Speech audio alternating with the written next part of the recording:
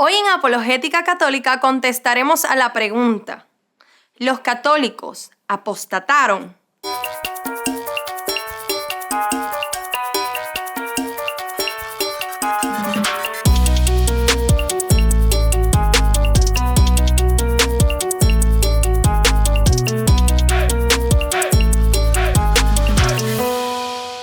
Para comenzar, vale definir lo que es una apostasía. La apostasía es la renuncia que hace una persona de sus creencias religiosas y abandona su religión. También se puede referir a política, pero en este caso estamos hablando de la renuncia a sus creencias religiosas públicamente, ¿verdad? Abandonar su religión públicamente, ¿ok? Entonces, nuestros hermanos de otras denominaciones alegan con el siguiente texto de la primera carta de Timoteo, capítulo 4, versículos 1 al 3. Alegan que los católicos somos apóstatas. Vamos a ver qué dice el texto. Dice: el Espíritu nos dice claramente que en los últimos tiempos algunos renegarán de la fe para seguir espíritus seductores y doctrinas diabólicas.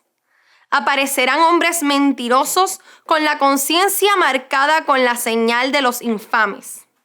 Estos prohíben el matrimonio y no permiten el uso de ciertos alimentos, a pesar de que Dios los creó para que los comamos y luego le demos gracias.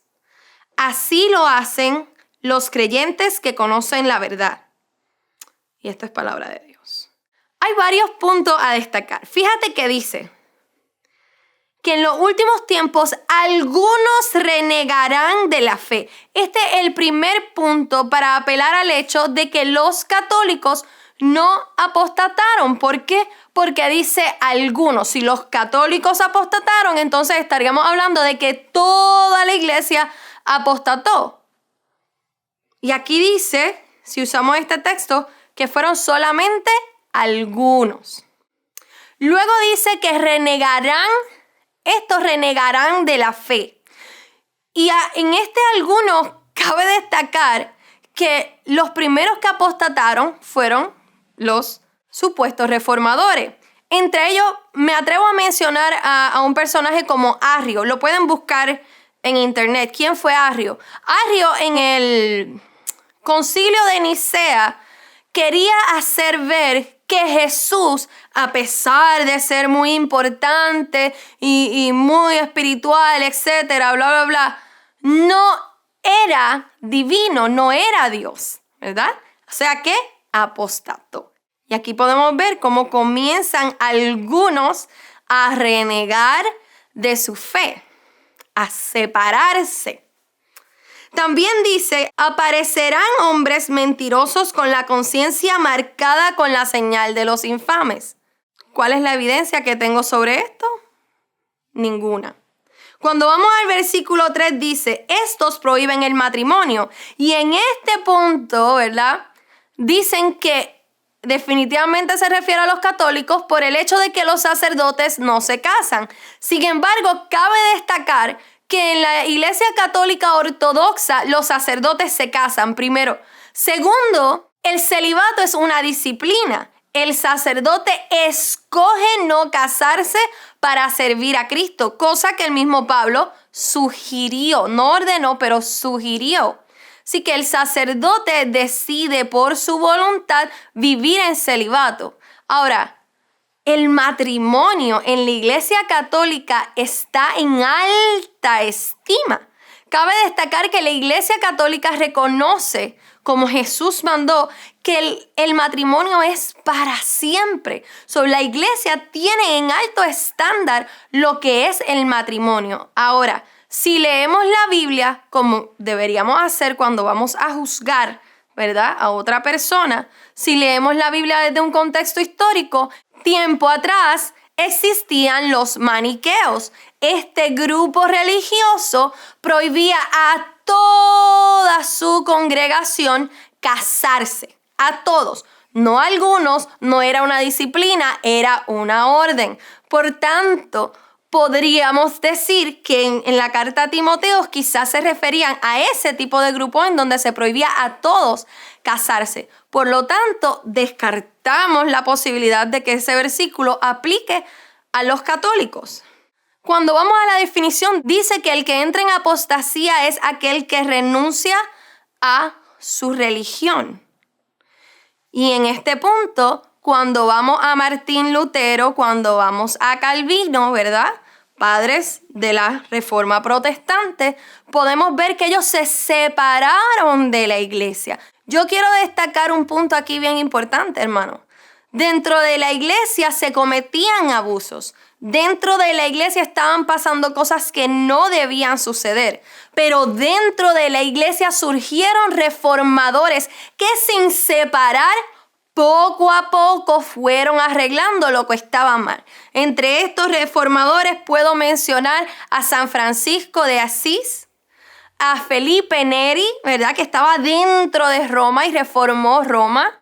Puedo mencionar a San Ignacio de Loyola. Podemos mencionar también a Santa Teresa de Ávila, a Santa Catalina de Siena.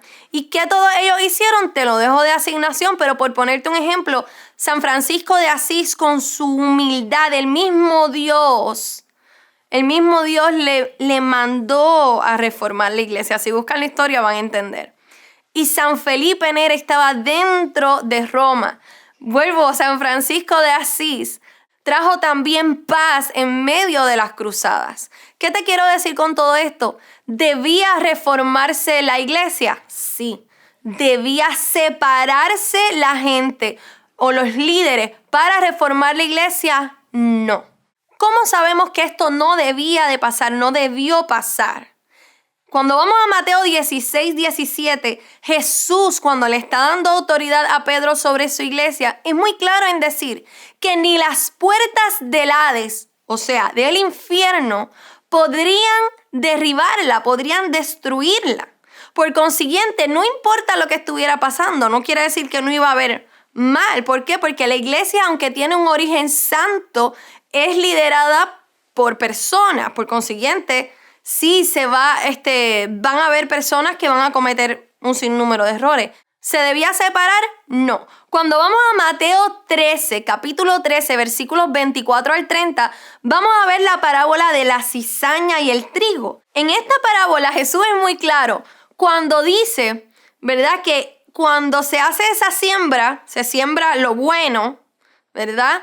Pero si dentro de esa siembra crece la cizaña, eso es muy enfático en decir que no se debe cortar, se debe crecer y luego Él es quien va a juzgar, ¿verdad? Dice que va a mandar a sus ángeles y va a dividir el trigo y la cizaña. Y para mí esto es un texto muy claro, que no solo habla de afuera del mundo, sino que habla de la iglesia, de la comunidad cristiana.